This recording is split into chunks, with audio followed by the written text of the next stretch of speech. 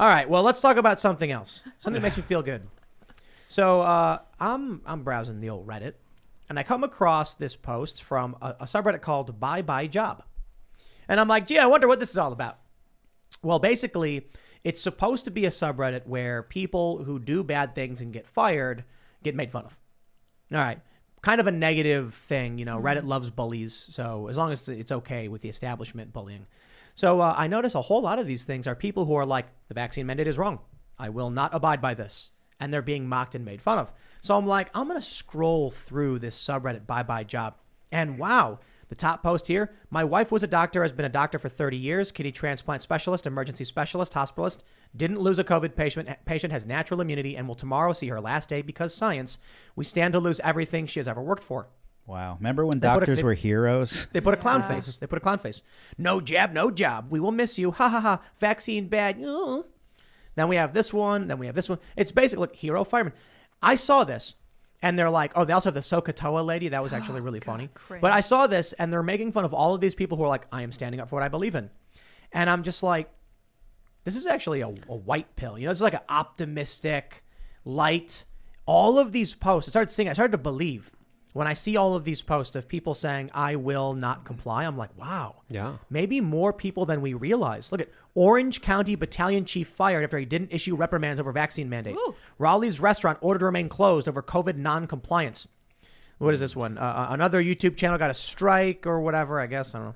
GE Aviation employees walk out over vaccine mandate. According to an employee participating in the protest, up to 75% of staff did not show up for work at the Durham, North Carolina, Peebles, Ohio, and Lafayette, Indiana locations. Dang. Wow, that's amazing. That's great. Someone gets banned or whatever, and then nearly 1,900 Washington state employees fired over vaccine mandate. Assisted living anti-vax nurse fired for vaccine refusal. Actor Chad John Kimball claims he lost come from away job over religion. And they put vaccine bad on it.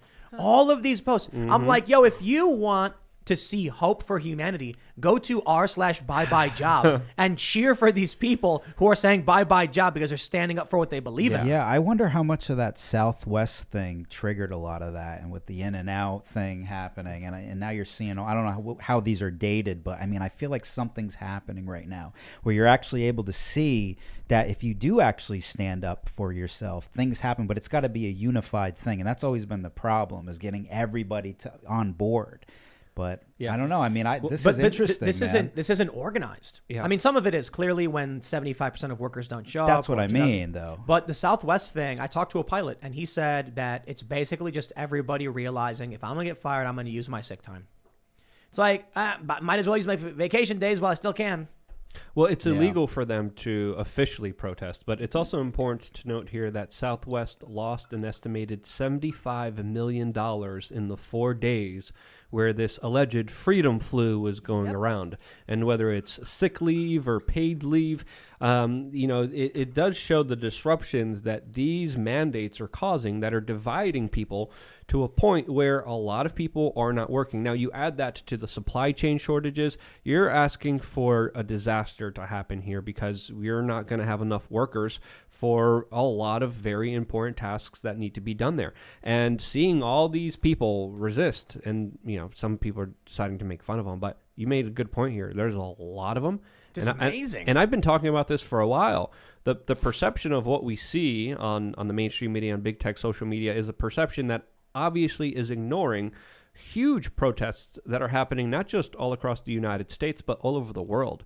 There's major, huge demonstrations with thousands of people, tens of thousands, even in some instances, hundreds of thousands of people hitting the streets saying enough is enough. I am not complying with your nonsense. I'm not going to be asking for permission from the government to go to the grocery store. I'm not going to do that. I also want to point out, on this subreddit, they have Real Bryson Gray. He got a strike on YouTube for his song called Let's Go Brandon. Yes. Yeah. Wow. For, I guess they said medical misinformation. TikTok, so they put yeah. vaccine bad. There was also some reports about TikTok potentially going after him as well. I mean, but the song Let's Go Brandon, again, in the top charts in many different platforms, which shows you the popularity of people saying, hey, this symbolic reference of Let's Go Brandon showing people's discontent at the current administration for what is obviously creating these problems for everyone, which will only be exacerbated from here.